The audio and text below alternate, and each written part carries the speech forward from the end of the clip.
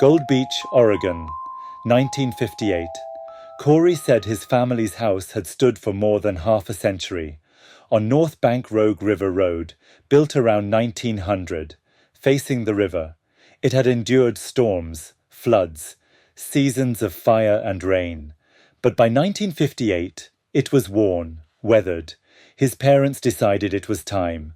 Remodel it, give it new life. As the family packed up old belongings, Corey's father, Mr. Agustin, opened a forgotten drawer.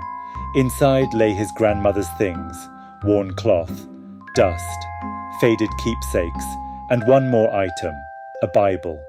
Its nylon cover had melted sticky with age, the pages yellow, brittle, falling loose. Some crumbled when he touched them. To him, it was ruined, worthless. He tossed it in with the other junk. That night, he carried the bundle outside to the metal burn barrel. He poured kerosene, struck a match. The fire roared. The Bible curled and blackened until nothing remained but ash. When the flames cooled, he scraped out the barrel, carried the ashes down to the river. Beneath the cork oaks, he scattered them along the bank. And to him, that was the end. Or so he thought. Days later, sleep pulled him into darkness. A place without walls, without sound, without end. The black pressed in on every side. Then, a sudden streak of light. It split the heavens, a column pouring down before him.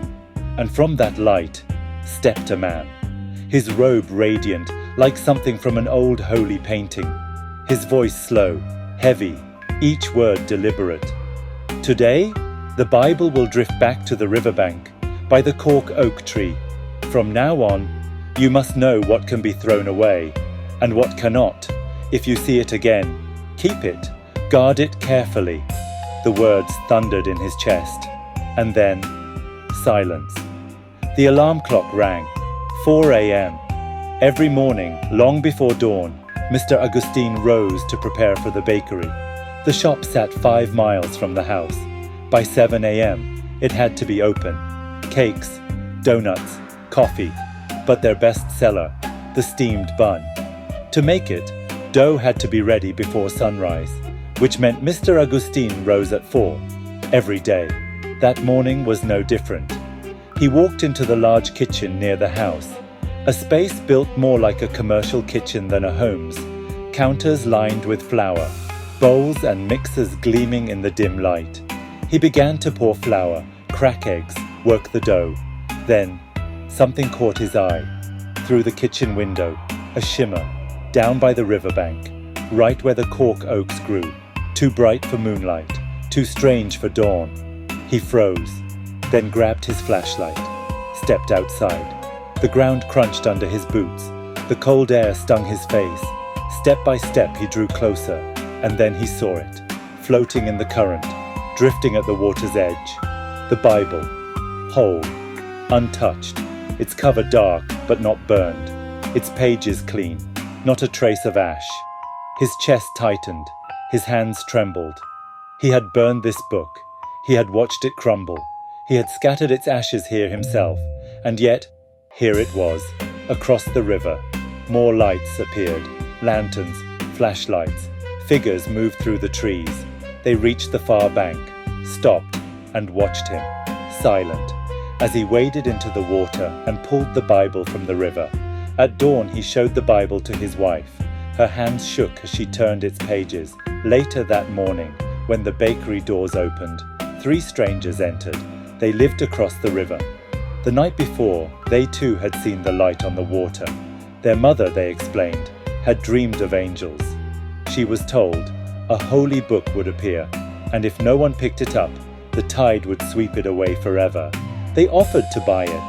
Mr. Agustin hesitated. He told them he must speak with his wife. The strangers nodded, quietly left. But the thought gnawed at him. How could they have known? How could they possibly have known? It was a Bible. Days later, he made his choice.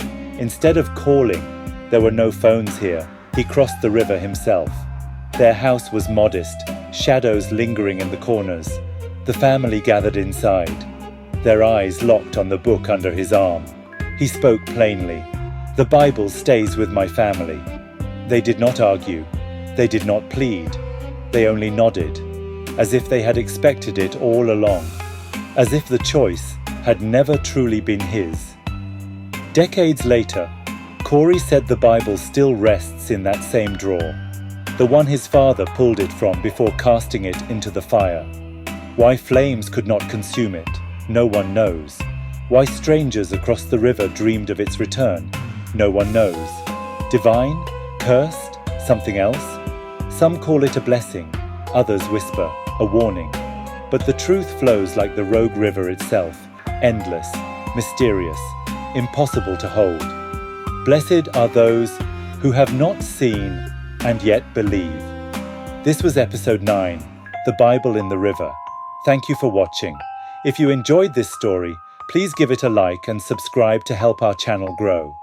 Until next time, stay curious and take care.